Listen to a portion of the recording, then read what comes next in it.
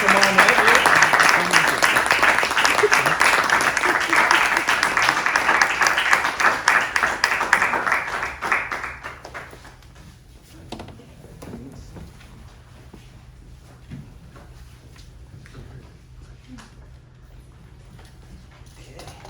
Well, thank you so much. What a wonderful film. Insanely important. I'm curious about how you first came across the story of these conservative Christian mothers, but and especially in choosing love over everything else. But you spent 5 years working on this documentary, and so nobody spends 5 years working on anything unless it's personal to them. So I'd like to know what made this story personal to you. I love the stories of badass people who are game changers. Those are the stories that interest me most in life. People who leave the planet better. I have a gay stepchild whose mother was Christian and who rejected him because of that. And so I've seen firsthand how damaging that can be. I like championing the underdogs. And I'm a member of the community, so there's a lot of reasons, right? Yeah, yeah. And that 5-year journey that you took making it, I'm sure there were a lot of ups and downs, including various COVID things. I'm sure that deterred and whatnot. What was it about this? Like, why 5 years? What was it? Was it due to setbacks that caused it, or is it that you kept finding new stories, or what was like? Take me through that 5-year journey. Fair enough. Got you. Okay, Yeah, that makes sense. All about the money, honey. There you go. In watching the movie, I found myself wishing I knew myself as much as this child Esther knew herself. Okay? Don't we all? Yeah, and I was almost jealous of her because I was thinking to myself, my God, like this little girl, she just knows who she is. She came out the womb knowing who she was, and it's a lesson we should all take into account, in terms of being who you are. But talk to us a little bit about this incredible kid who seems honestly destined to become a cultural disruptor. That's a good way to put it. She is a game changer, definitely. Very special being. And before I met her, so the genesis of the story, you started by asking that, was I read an article about Kimberly and Kai and their fight for her to use the girls' bathroom. And Kimberly mentioned that she found the strength to go from being a Tea Party Republican to an activist for the LGBTQ community through the support of the Mama Bears, and of course because of her love for her child, right? And she mentioned that there were 2,000 of these like-minded conservative Christian moms, and so I was just intrigued by that because I knew, I'm not a conservative Christian, and I never was, but I understood instinctively that could not be an easy transition to make, that process of transformation. So anyway, I read about them, and initially I was not even going to include Kimberly and Kai in this story because I felt like their story had been told. I'd seen a Vice episode about them. I'd seen them on the news. When I Googled them, there was a lot of coverage. And so I was looking for fresh stories. And but then the ACLU put out a call. They were looking for stories of transgender rights for a 3-part episode. And so I pitched them, and they commissioned the film. And they gave me the rights to the footage. They didn't pay me hardly anything, but they gave me the rights to that footage. And for people who don't work in the industry, I have a lot of friends who are here who do work in the industry who know how expensive it is, but most people don't know that like one day of shooting can run you anywhere from $5,000 to $10,000 per day. So 5 days of footage is a nice chunk of change, and it meant that they were in the film. And I'm so grateful that they are in the film because it was such an amazing experience watching them grow and change. And when before I met Kai, I had seen that footage and read about her and seen some articles and TV shows, and so I had a feeling for who she was, and I knew that she was an old soul. That's how I see her. She's like a grandma in that little body, right? And so I knew that this is a person with agency, and I needed to approach her with the same respect that I had for all the adults, that I could not treat her like a kid, that, you know, first of all, she's not like, you know what I mean, she's not gonna tolerate it, you talking down to her. And so when I first got in touch with them, I spoke with Kimberly, you know, at length, told her who I was, what I wanted to do, blah, blah, blah, and then I said, can I speak to Kai? I would like to ask her permission. And she said, yes, sure. Put Kai on the phone, and I told her who I went through the whole thing again. And Kai was like, oh, okay, all right, yeah, let's do this, yeah. And then, you know, there were moments when she just, you know, you're asking a kid to tell you some of the most embarrassing moments of her young life, you know. And I said to her, you know, Kai, I'm gonna ask you some things that might be hard for you. If you don't wanna tell me, just say so.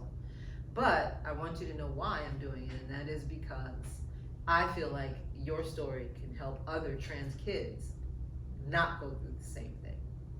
And I saw her look and think about it, and she said, yeah, you're right, okay, yeah. I'll tell you about peeing on myself, right? So courageous.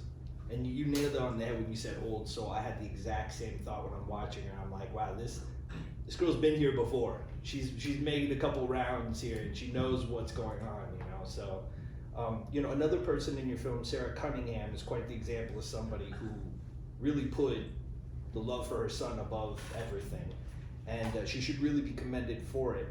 I did get the sense that the wounds her son Parker endured from when his mom wasn't supportive are still somewhat fresh. You kind of picked up a little bit on that in there, and I think it just goes to show how deep these emotions run, and how you know, resonant they can be. So, Catrice, I'm wondering, could you share some insights that you've gained from your journey as a mama bear, and both before and after, and kind of take us through that journey? Well, you know, what you're saying is absolutely true. When I first came across the story of the mama bears, I was thinking about it, and you know, there's a long journey from when you first start thinking of a project to when you actually shoot. And I was talking to different people about it, and I mentioned that I had discovered these amazing Christian women, blah, blah, blah, to a dear friend of mine who is a bisexual man, and he burst into tears because he later told me that his mom was a Jehovah's Witness, and when he came out, she stopped speaking to him for years.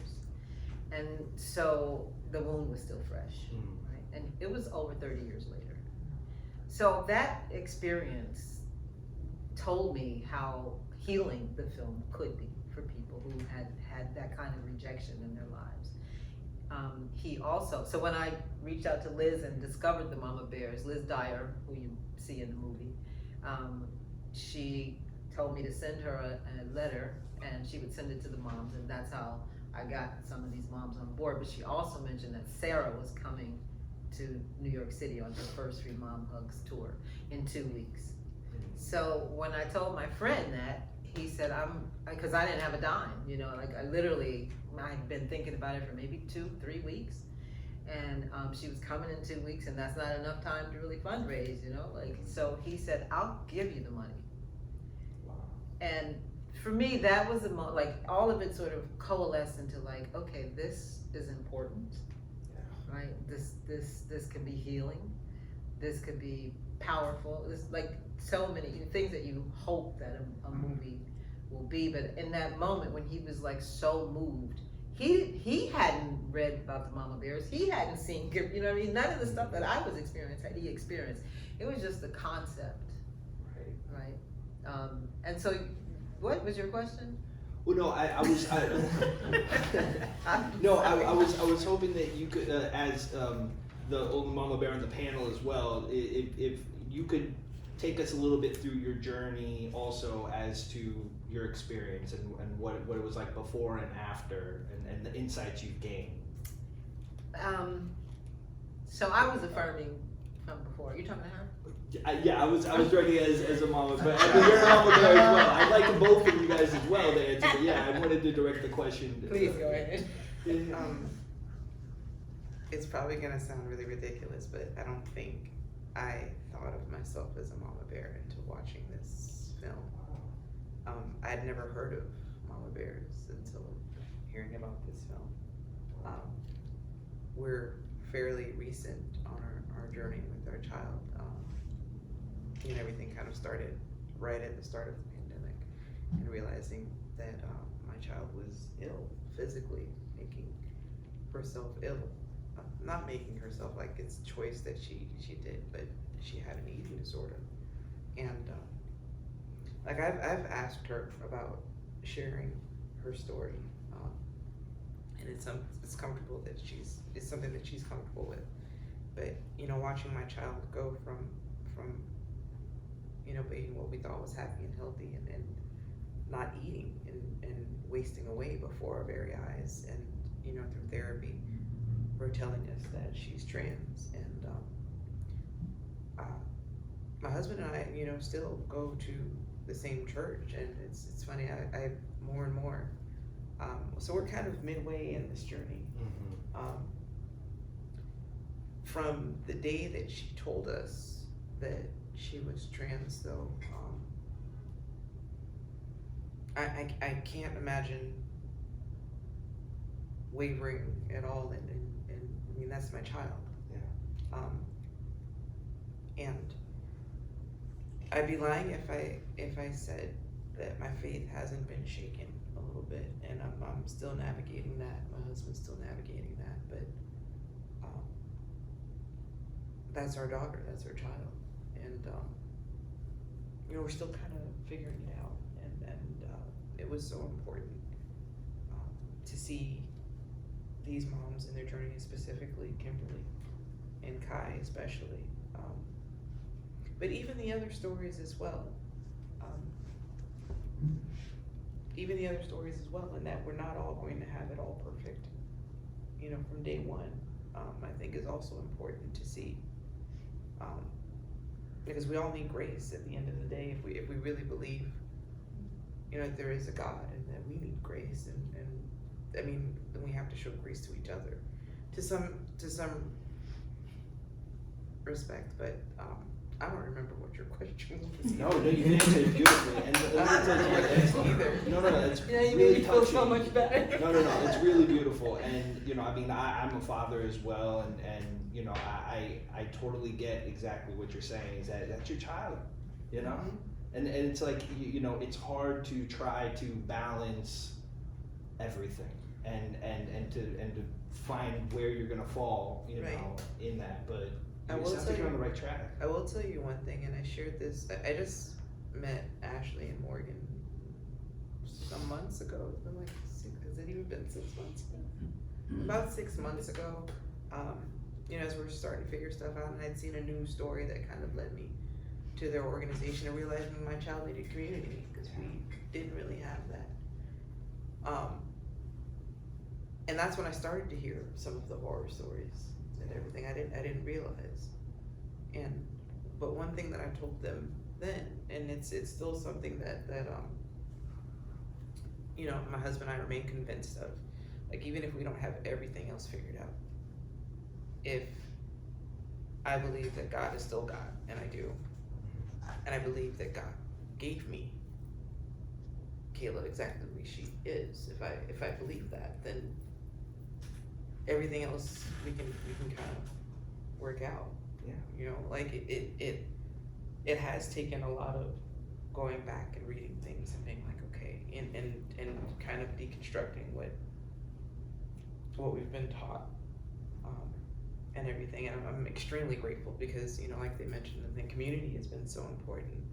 Community's been so important. Both the community that we found, and I'm very blessed, very privileged that our birth family has they're kind of rolling with it too.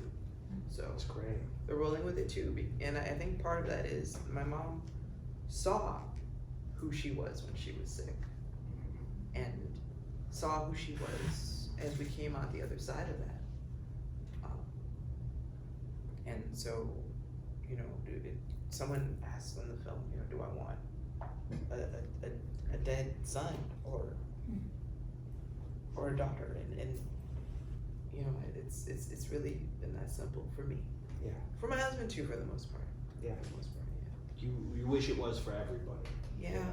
But you mentioned community, and I'm glad you did. It's one of the things that I noticed in watching the film was the sort of lack of diversity amongst the mama bears. And it was sad to see Tammy's mom, who I was hoping would kind of fully turn the corner at the end of the film, instead, drop out due to the pressure that was put upon her by her community. Even though she still was supportive in her own way, which is, good, but, you were kind of hoping for a little bit more there by the end, but it's just life. But, I guess I'm wondering, and you can jump in on this one as well, I'm wondering what type of inroads need to be made to raise awareness and increase participation here within the Black community and in that specific part of the country. I know it's helped our family. So we my entire family consumes a lot of media, and more there's folks in media, the Amy Schneiders, the Laverne Coxes, the Billy Porter, even though Billy's not trans, but of the LGBTQ community, Zaya Wade and Dwayne and Gabrielle. Especially, and it sounds crazy, but especially Amy Schneider, because my family are like Jeopardy nuts. But the more that they have seen that this is not something brand new. These are not people who just woke up one day and decided, I'm just gonna decide to be someone else. And I'm used to make the hardest decision in my entire life just on a right. Yeah. That's helped immensely, and it's part of, so even along this journey, making the decision to go ahead and be on this panel, to come to this viewing and everything. I'd be lying if I said it was easy, but I feel like there aren't any coincidences, right? And so for whatever reason, God has me is showing me specifically these different things, I believe. And if it helps even one person decide, what, I'm gonna love my kid. If it stops one person from deciding to kick their kid out, then I need to be able to share, that's who we are. And I don't feel like I'm doing anything special. It's very humbling when I go to a community event and there's people telling me, oh, you guys are so awesome, and I'm like, that's what I'm supposed to do. It's very conflicting to hear that. It's very conflicting to hear that, because in my mind, I'm a mother. What else am I supposed to do? So. But the reality is that there's so many who don't feel that way, and that's the reason why they get the pats. Like somebody will pat you on the back and say, you're doing a great job, because from your perspective, you're like, I'm loving my child. What is that really like? Do you get an award for that? But when you see how many people are not and won't. 41% of homeless kids are LGBTQ because they get kicked out by their parents. 41%. That's heartbreaking. Yeah. So yes, good job. That you should be commended for it. And so I'm curious from your perspective as well, where are the inroads that we can make?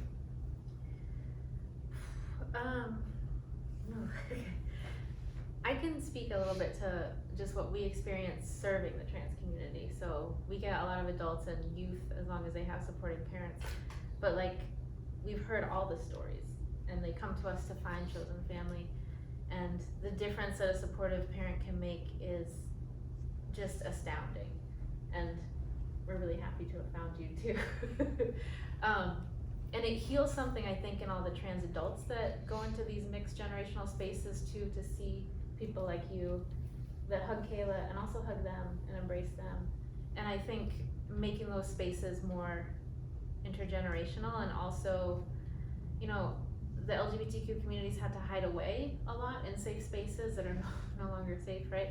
And the public attacks continue, and how do we find those spaces where we can mix, like the Stonewall where the moms went in, and just encouraging the welcoming of affirming adults in those spaces, I think will go a long way. Yeah, please. So one of the reasons that I made this film was to be that bridge, to serve as that bridge, and to use it to make inroads into Christian communities specifically, but also mosques, synagogues that are conservative, right, into the religious community, conservative religious communities that need to start having these dialogues, that need to start re-examining the scripture, that need to start understanding human sexuality, right? And gender and what that really is, and embracing the science and finding ways to reconcile the teachings of their faith with the love in their heart. Because, you know, if you're not putting your love first, you know, like if you're a follower of Jesus, and Jesus said this commandment above all others, love God and then love each other, then what are you doing, right? And people, I think, need to be reminded of that because, you know, they've been indoctrinated, thoroughly indoctrinated, that this is the worst sin of all, that homosexuality is an abomination, and they don't even know that. So there's a film coming out called 1946, and it deals with the fact that in 1946 the Bible was retranslated by a group of white men, and they inserted the word homosexual into the Bible. Prior to that, it did not exist in the Bible. So if you go back, and it was a mistranslation. Yes. Right? It was a mistranslation because what those people were talking about at that time when that scripture was written was pedophilia. Was, you know, this Greek practice of grown men taking young boys, right? That's not consenting adult loving relationships. And so people are being taught that this is the word of God, but it's not, you know. And so we have to burst these bubbles that people live in, right? Because when you live in an evangelical community, you're in a bubble and you only talk to people who think like you, who look like you, who worship like you do, and you're told that there's no gay people, there's no trans people in your community, but really there are trans people and gay people, but they're afraid to come out to you. Of course. And they're in the closet, right? Because we're everywhere. So, you know, it's like, hello, everybody needs to kind of like wake up and start talking to each other and start meeting people and start loving people. Absolutely, and you know, we're seeing this story of, you know, specifically also like of non-white parents coming to accept their gay children play out in various forms of media recently, whether it be movies like Everything Everywhere All at Once, or The Inspection, or even in the sports world, like you mentioned, with Dwayne Wade, who's like, I mean, Miami boy here, my hometown here. I mean, I love him. He's my favorite athlete of all time. And so when I see him out there, and him and Gabrielle Union and what they're doing for their daughter, it makes me love him even more. Like, I didn't think I could love an athlete after he retired playing basketball more than when he was playing. But now I watch him, and I'm just so proud of the guy. And because it's not easy, you know, in that world. And you know, so I mean, I agree. I think that the impact that media has, like movies like this and other things, you know, will certainly go towards bridging acceptance and love and whatnot. But I wanted to ask this question. Do you think that the Mama Bears' religious backgrounds make them so dogmatically certain and devout to this cause of supporting their children? Do you think that there is that tie in there? I think that, you know, there's a certain type of personality that's a zealot, and they've taken that energy and transferred it over and are using it to our benefit, to, you know, to benefit the LGBTQ plus community. So yeah, I think that there is some of that, but I also want to say that the movement started off focused on conservative Christian moms, but with 30,000 moms, the range is wide, right? They're no longer that, you know, there's just too many of them, and it's too diverse. I also want to talk about, you know, the lack of Black representation that you mentioned. Yeah. And say that, you know, at the beginning of the journey, I was looking for a Black family from the very beginning, and having a hard time because they're pretty white, you know. And I found Sarah first because she was coming to New York, and then I found Kimberly and Kai. Well, I found Kimberly and Kai, and then Sarah, whatever, all mixed up. But I had these two families. I was interviewing other families, and I kept looking and looking and looking and looking for a Black family, and not finding one, and getting really frustrated. And then finally, about 2 years in, I found a message from Tammy, to someone in the Mama Bears group, and I saw that black face, and I got all excited. I was like, "I'm Black Mom! Hi, how are you? What's your name? What's your story? What are you doing?" You know. So I reached out to her, and she told me she wasn't a mom. She was a cub, which is how she put it. I'm not a mama bear, I'm a cub. And I was like, "Oh, okay. Well, tell me more." We got to talking, and she told me the incredible story that you see. You know, it's this roller coaster ride that she had been on, and I was like, well, that sounds like a movie in and of itself, right? So tell me about your mom. She told me about her mom and told me, you know, my mom still believes homosexuality is a sin, but she loves me unconditionally. And for me, that was really, really essential, that message. You don't have to agree with your kid to love them, right? And that's how we brought Tanita on board. Because I said to her, you know, the same way I was like, I gotta talk to Kai, or I gotta talk to your mama, right? So Mom and I got on the phone, and I said, you know, the message that you're living, the message that you represent in this world, that you are still a part of your faith community, that you still have your beliefs, but you love your kid. Other parents need that message. And she said, you're right. And that's why she agreed to do the film. Of course, you know, the pressure became too much, and she dropped out. But I'm happy to say that Tammy and Shade are getting married, and Tanita is buying their wedding cake. So to your point about grace, I learned in the process of making this movie that you have to allow people to take their own journeys. You have to have grace for them, because it's not the process of transformation, and this is radical transformation. Yeah. It's not straightforward. It's not like I'm just gonna walk over here and get affirming. You know, it's like it's a journey, and it's a painful journey. You have to, sometimes you lose your family, sometimes you lose your friends, you lose your faith community, you might lose your husband. You know what I mean? The risks are great, right? The rewards are great, but the risks are great, and the losses can be devastating, right? And so it's not easy. And you have to jettison everything you believe, everything. Right? From the ground up, everything just has to be re-examined. Like Sarah says, I had to re-examine everything we believed in, why. Right? So it's not for the weak. It's not for the, you know, people who are weak. It's for the very strong, you know, which is why I was so amazed by this, that there's so many of them willing to take this journey. But this young gay man said to me, you know, it took me years to come to terms with my sexuality. Why would I expect my parents to come to terms with it overnight? Wow. Yeah. Light bulb moment. I was like, oh, right. Oh, Yeah. right. Makes perfect sense. It does. It does. I mean, what better fuel though to fire than the love of your child? You know, if you're gonna make such a huge change, there's no better fuel. Skin in the game, honey. That's Makes right. a big difference. That's right. It does. And so I'm also wondering, how do we get people on the other side of this issue to watch this documentary with an open mind? Has there been any effort to taking this film into church groups and various things like that? So we are raising money to do that. We are developing, or not fundraising, not developing. We developed it, but then we didn't have no money. Just like I was developing the idea for the film and then didn't have no money. Now I developed the idea for taking the film out to churches and LGBTQ spaces so that we can begin to have these dialogues. To both affirming and non-affirming, wavering churches who are struggling, so that we can help, you know, bring them along. Yeah. And so we need money for that to travel, because everybody, well, Tammy, Kim, Sarah, Liz, and Parker are traveling with the film. Actually, they're all traveling this month with the film on this South Arts Southern Independent Filmmakers circuit. Yeah, it's a big title. It's a big title. It's a long one. Right, they're traveling with the film as well. So, you know, part of the reason I made it was so that we could use it to move people along, to help move people along. Was there any thought to? Oh, so if you want to donate, go to Mama Bears doc as in documentary.org.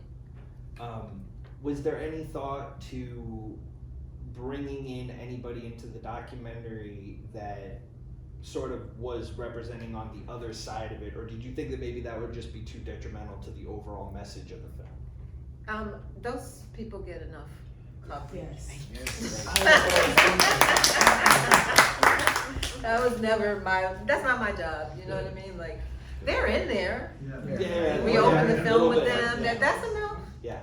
And I was already like, hell, okay, we might run. Can we cut this down a little bit? yeah, and I'm gonna open this up to the audience in a minute here. I just wanted to kind of, I want to touch on that too, because you opened the film using a clip of Anita Bryant, who was the Christian crusader behind the Save Our Children campaign of the 1970s, which was to overturn legislation in Miami-Dade County ordinance that banned discrimination in areas of housing, employment, and public accommodation based on sexual orientation.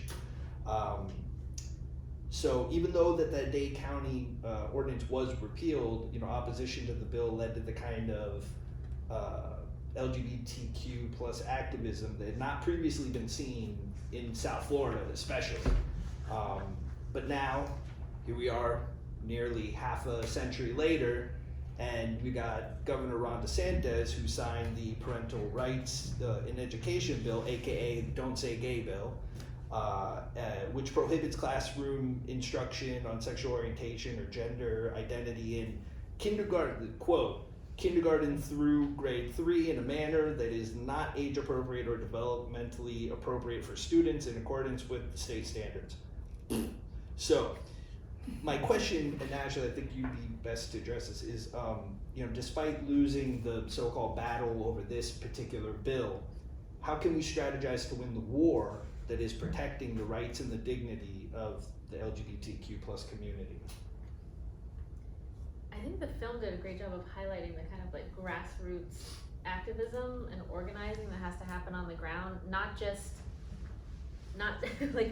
when the bill is being heard, but like all the time, organizing each other, communicating, finding those community spaces where we can find points of connection. And we are bigger, and I'm glad that you pointed that. It's always like a good reframe, right? There are more of us, we're just not as loud. So how do we make ourselves more loud and put some skin in the game too, especially our allies?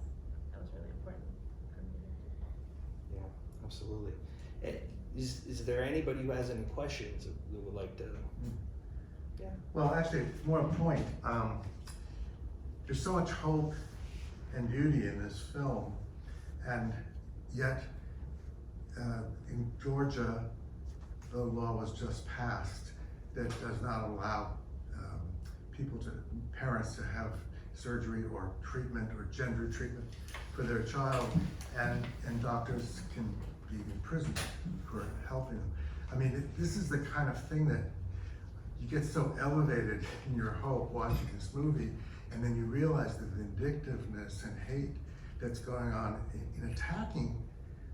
I mean, they just picked out, it seems to me, trans people because they're weaker, smaller, they're seen as more separate. They can't take on the whole gay community. So it's just like this politics of hate. And that's something, I don't know how we're gonna, even just raising our voices, is that gonna do enough? I mean, we have a horrible governor, and so does Texas, and so does Georgia. We moved here from Massachusetts, and we kind of long for that environment again, since we've been here for 10 or 15 years, and it's just gotten worse and worse. So what do you think about how we can find hope and change there? One thing I'll say is that I firmly believe that what Kimberly says at the end, that the tide has turned, is true. That what we are seeing is entrenchment because the tide has turned. Because there are more people who are affirming, who are loving, who either don't care on one end of the spectrum, just don't care about other people and what they do, right? Because that's, I think, where most Americans lie. They either don't care or they believe in equality, right? And what we have to recognize is that even though it seems that this is a big majority, this is a small minority of people who have power because they cheated, Right. because they gerrymandered, because they have put themselves in positions to pass these laws without opposition, right? Just like the voting laws that they passed in Georgia, right? That went legally, were not challenged when they were presented. They were just able to pass those laws right away, right? Without anybody getting, people didn't even know until that some of those laws were passed, right? So what we need to do is to get organized and start pushing back against the gerrymandering, taking back the power on the political level from these small groups of people who I really don't even think they care about trans rights. It's just a power move. And the other thing is that it's meant to distract us and to demoralize us, right? They know that if they push this button, people will get riled up and they'll be able to do all kinds of other shit that we're not paying attention to because we're focused on that. It just seems so much more hateful than even the bathroom bill. I mean, the bathroom bill was a chink, you know, but because they scale up. Yeah, right. They scale up, right? But you can best believe that it's not just about trans people, and even though they may seem they're just focusing on trans people now, they're gonna come for the rest of us. Yeah. Right? That's my philosophy. But I feel like what we're witnessing is the last gasp of a dying beast. Fights the hardest, right? Absolutely. When you're being taken out. And so don't lose hope, because what you're seeing it because they know the tide has turned. They know the jig is up, their time is up, right? So they're fighting as hard as they can, tooth and nail, to the point where they don't even care that we know that they're cheating. Right. You know what I mean? Like, they have no shame because they're desperate. Like, when you get that desperate, you just will literally do anything. Yeah. Right? My beautiful, talented friend, you did an amazing job. I know how hard you've worked and how much sacrifice it takes to make a film like this. So bravo, and to all the mama bears, amazing, amazing. To just moms that like help make the world move round, and it's just another testament of that in such a beautiful way. Because you're so brilliant, I feel like I could throw you a complex question. And a lot of my girlfriends that have young kids that are progressive minded, completely aligned with a film like this, right? I think what they're having a hard time with is reconciling the conversation about gender and sexuality of their own children, feeling that their own children are perhaps not even ready for those conversations. Only from the standpoint that, as myself, you know, like, it takes your whole life to figure out your identity. For some, not everyone's as talented and as special as Esther Kyi is, you know? And so how do you think, what you've observed and learned on the subject, what's your perspective on navigating that? What would you say to those parents? I think that, like, what's your name? Catrice. Like Catrice, you follow your child's lead. They will tell you. When Kimberly didn't initiate those conversations with Kyi was directing that conversation. Kyi was insistent, right? So your child, when they're ready, I believe, will tell you, I'm this, I'm that. I'm not this, I'm not that. I am this, I am. You know what I mean? Like, it's not. You don't have to do anything, because they will reveal themselves. So, I'm sorry, to clarify, I meant the children that didn't necessarily identify as trans, that they're not going through that journey, but then other children in their class or teachers being, them being asked at a very early age about their gender and sexuality, a subject that they just haven't even started to think about or talk about. And so that's where I think these laws also get confused and muddled. Different subjects are getting muddled together and they're not being honored in their own right. And so just in terms of like children and the subject of sexuality, it seems a little bit of a complex, sensitive topic for a reason. Yeah, it is. But again, like, if your kid's in school and they're being misidentified, it's your job as a parent to make the space for them to just be. I mean, we used to have a thing called tomboys. You know what I mean? And kids could just be kids. They could dress the way they wanted to dress. They could, I mean, we've never been a society that allowed boys to just dress the way they dress, just keeping it real, right? Except on Halloween. We had that, but for comedy's sake, right? But I don't know. I just feel like the kids need to take the lead. What do you think? I think so too. I mean, nobody thinks twice about asking their kid in daycare, oh, so do you have a little girlfriend or boyfriend at school? And like, if we really stop and think about what we're asking that child, like, we're asking them about their sexuality at 4 and 5 years old.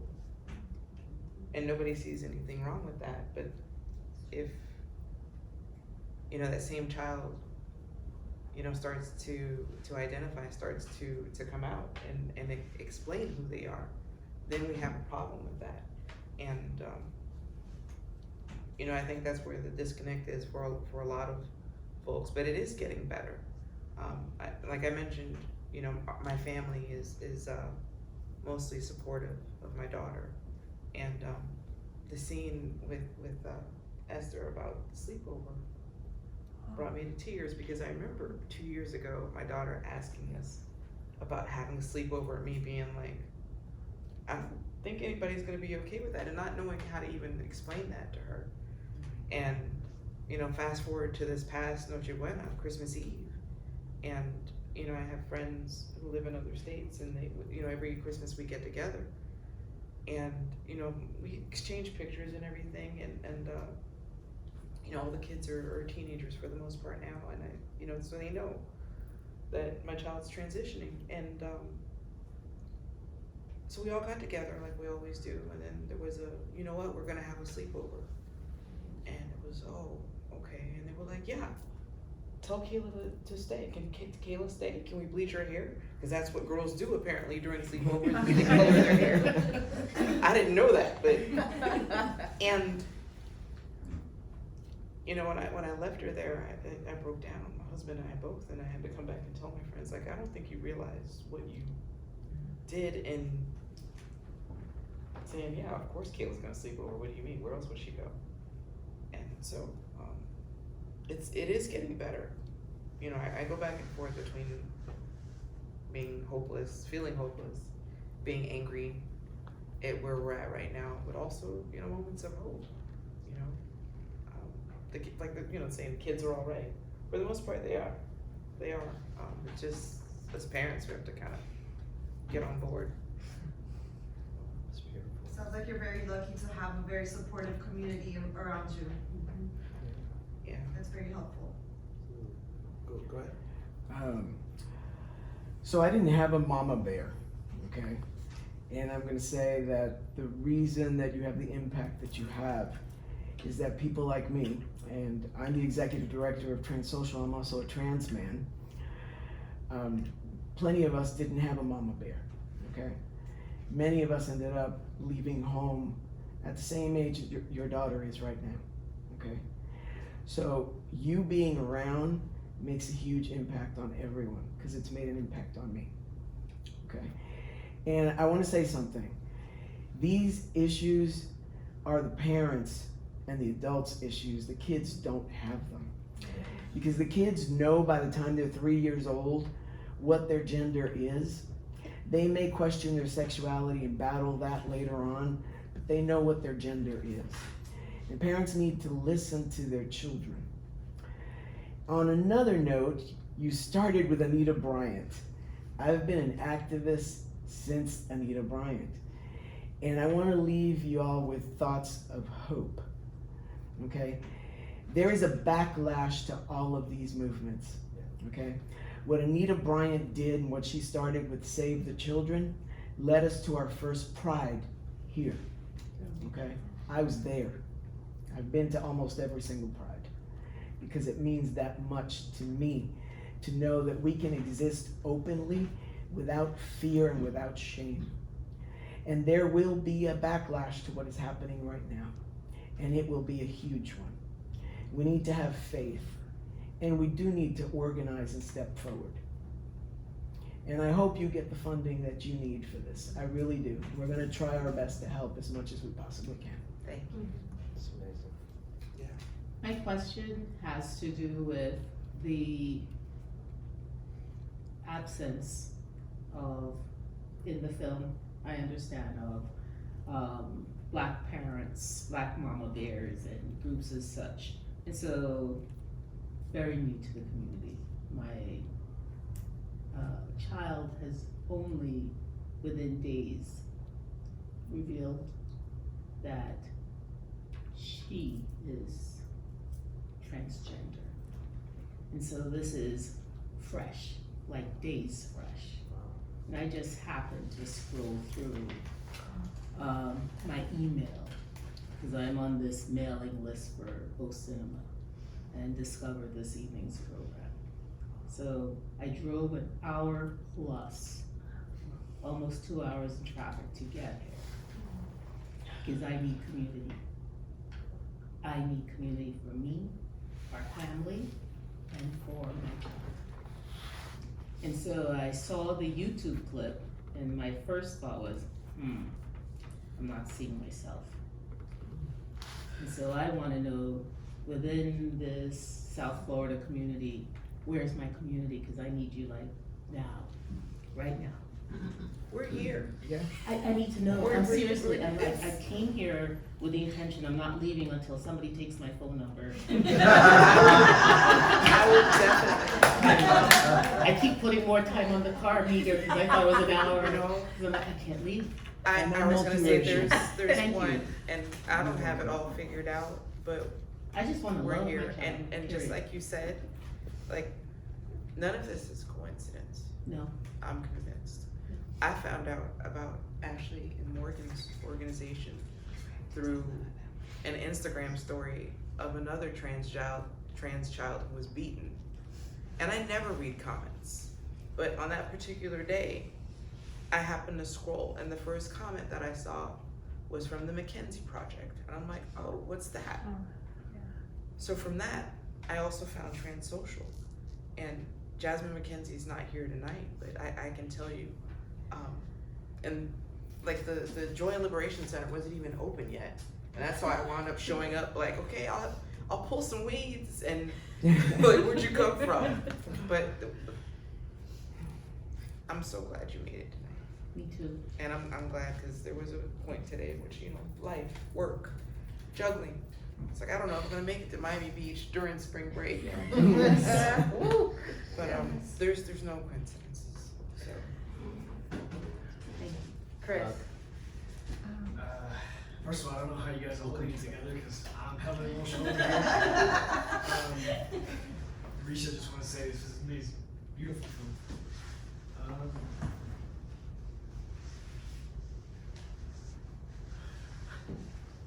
Take your time.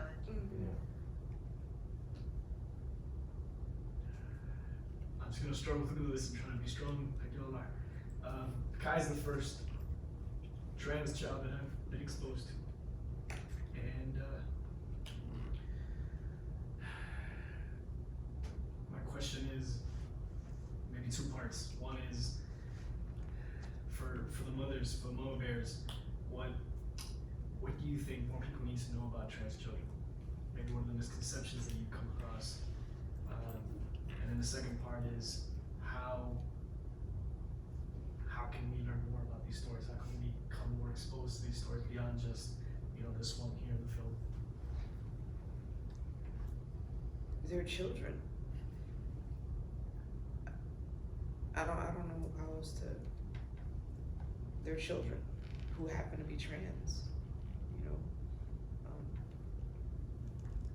they're human beings, and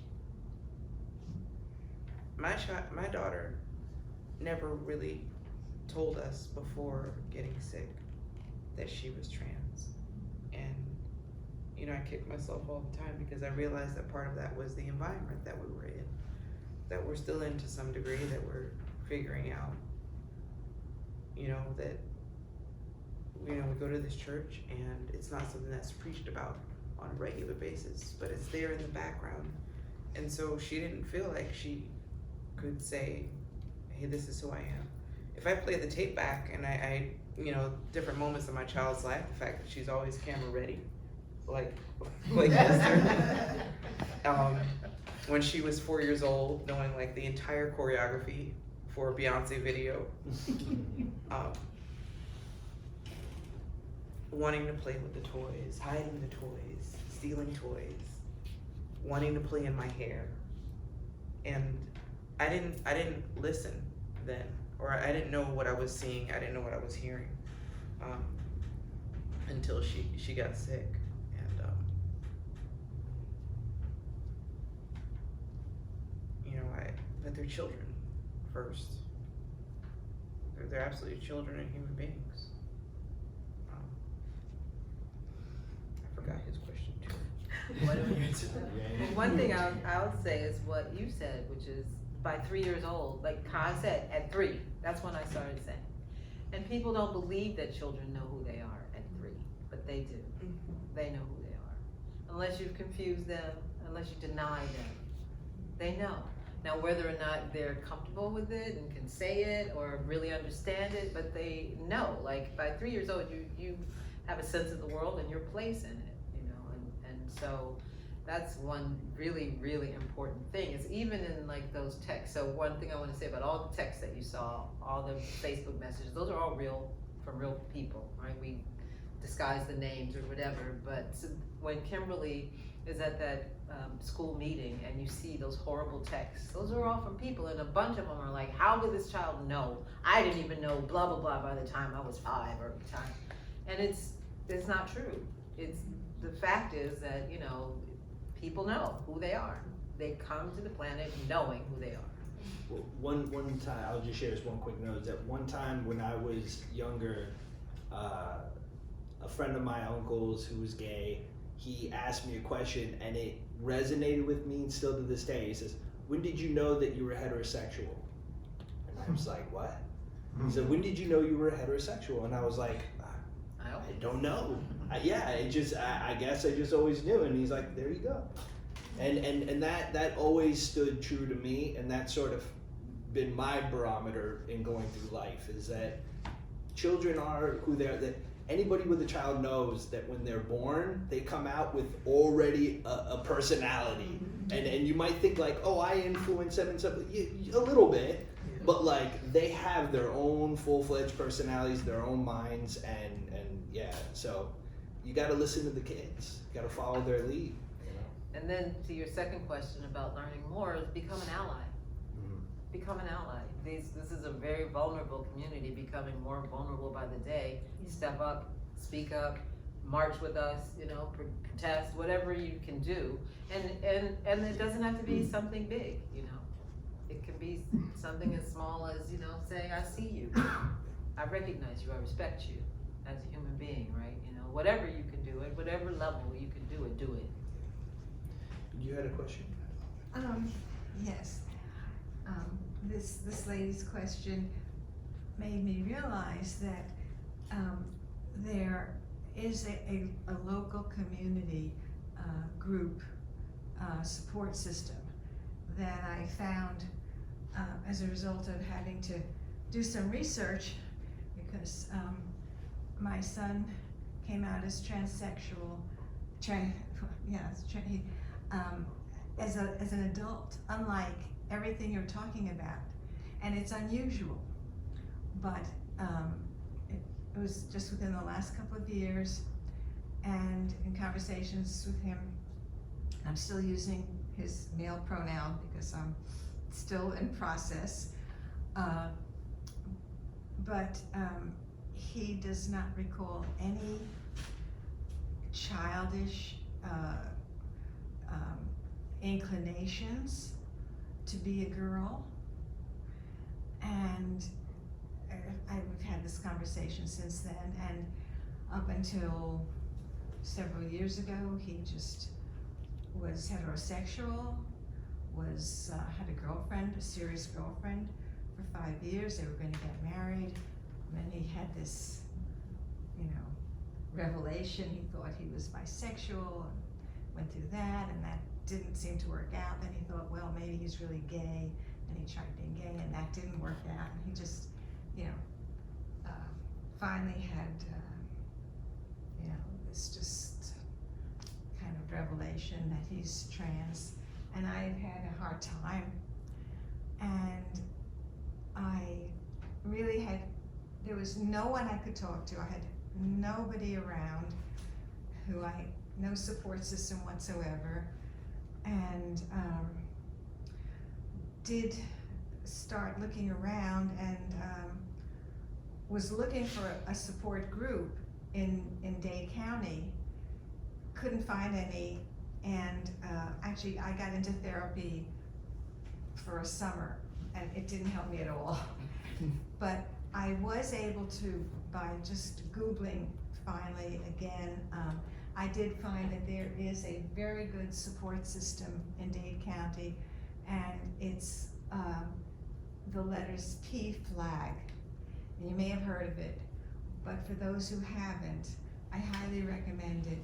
It's in, it meets in,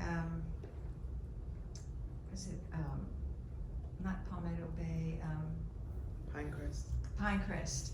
But they have a Zoom, they have Zoom meetings on the last Saturday morning of every month. And they're very active in keeping people aware of what's going on politically in the state of Florida. Very active. And it's a very good group, and it's primarily families of trans kids of all ages. And the fact that there are only a handful of people like myself who have an adult child who is transitioning.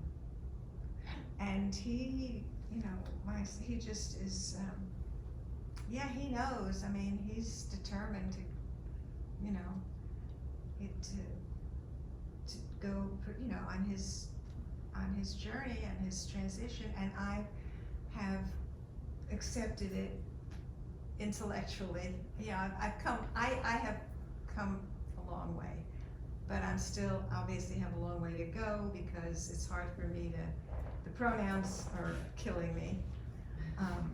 But you know, now I just accepted it psychologically, and I just came from New York to visit him, and I'm very grateful that he has a great community of support group in New York. I think if you have to be trans, New York City is a great place to be. It's just heartbreaking looking at these groups of monolithic groups where there's absolutely no support for these children, and that's what I find so devastating. I mean, you know, you're talking about millions of people with this mindset, and it's really daunting to think about how it's going to change. But you started, I mean, you know, and the support is growing, and your really great, wonderful film is going to be a part of this movement. So I really applaud all your efforts coming out and doing this. I hope that you get to, I hope you get your funding and are able to take this documentary to many, many, many cities. Thank you. It really needs to be shown. Thank you. Yeah. And on that note, if there's any, oh yeah. Yeah, just, I noticed at the beginning that you have a lot of support from public television. Is there a chance that we'll be able to Yes, see? thank you for asking. It Good. will air on Independent Lens on June 20th. June 20th, okay, great. Right. Oh, wonderful. Yes, it'll start June 20th, and then I think it'll run for a month. And anything else that's on the horizon beyond this that we can look forward to from you? Oh, yes, my next film is about the work that the co-founders of the Black Voters Matter Fund did in 2020 and early 2021 to flip Georgia from red to blue. Okay. Good. Raising money for that too. Yeah. Well, guys, let's give them a huge round of applause.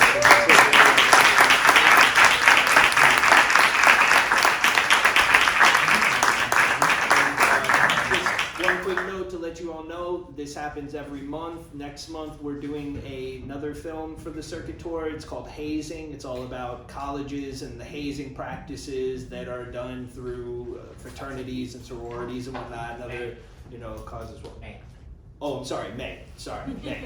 And but please, you know, feel free to come to that as well. But thank you guys for coming tonight. Thank you.